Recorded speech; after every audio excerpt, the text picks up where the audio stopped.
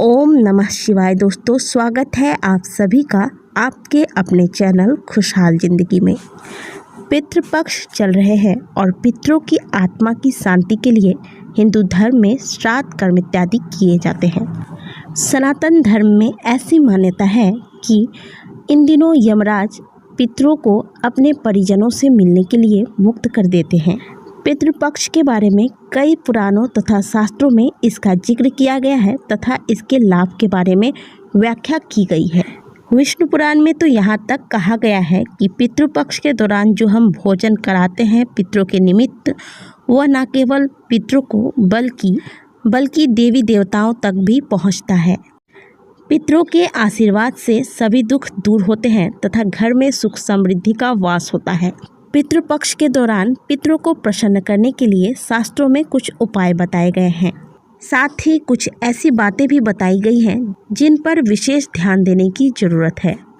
आज के वीडियो में हम आपको कुछ ऐसी ज़रूरी बातें बताने जा रहे हैं जिनका वर्णन शास्त्रों में किया गया है। अगर आप पितृपक्ष के दौरान इन चीज़ों को करते हैं तो न केवल आपके पितृ खुश होंगे बल्कि उनका आशीर्वाद भी आपको प्राप्त होगा और उनके आशीर्वाद से आपके जीवन की बहुत सारी समस्याओं का समाधान होगा। घर में सुख समृद्धि का वास होगा।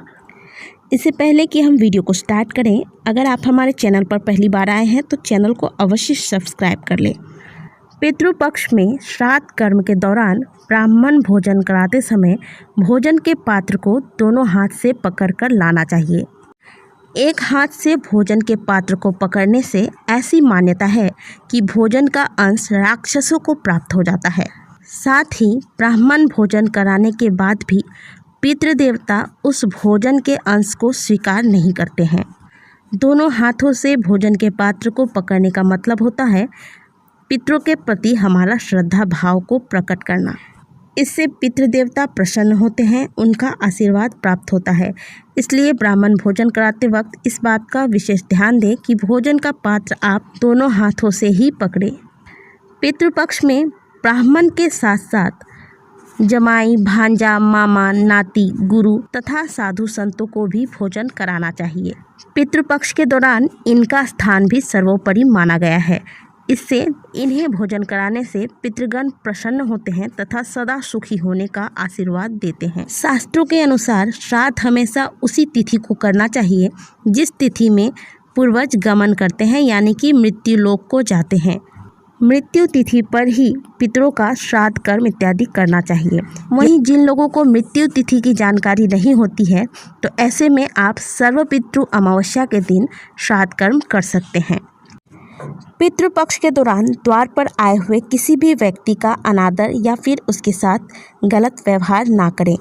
आदर के साथ उनके भोजन का व्यवस्था करना चाहिए, फिर यथासंभव दान देना चाहिए। पितृपक्ष के दौरान हमेशा भोजन का पहला भाग गाय, कौवे तथा कुत्ते को देना चाहिए।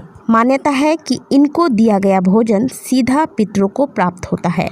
पितृपक्ष के दौरान आप रोजाना शाम के समय एक घी का दीपक अपने घर के एक दिया घर के मुख्य द्वार पर या फिर आप पीपल के स्थान पर यह दिया जाकर लगाएं। पितरों का स्मरण करते हुए दिया लगाने के बाद पितरों का स्मरण करें, उनका ध्यान करें, उनसे अपनी समस्याएं बताते हुए अपनी समस्याओं के निवारण के लिए प्रार्थना करें। अपने द्वारा जाने अनजाने में होने वाली गलतियों के लिए पितरों से क्षमा मांगे। कहा जाता है कि पीपल के पेड़ के नीचे देवी देवताओं के साथ ही पूर्वजों का भी वास होता है।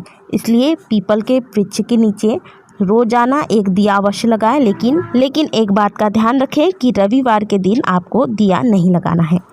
तो दोस्तों, ये थे वो कुछ ज़रूरी बातें जिनको आपको पितृपक्ष के दौरान याद रखना चाहिए। पितृपक्ष के श्राद्ध कर्म के दौरान कभी भी आपको भोजन एक हाथ से पकड़कर ब्राह्मणों के सामने नहीं लाना है, इस बात का विशेष ध्यान रखें। अगर आप बताए गए नियमों का पालन पितृपक्ष के दौरान करते हैं तो आपको पितरों की कृपा की प्राप्ति होती है। आशा है कि आज की बताई गई जानकारी आपको अच्छी लगी होगी।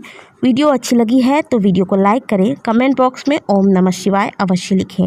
मिलते हैं अगले वीडियो में, तब तक के लिए ओम नमः शिवाय, हर हर महादेव।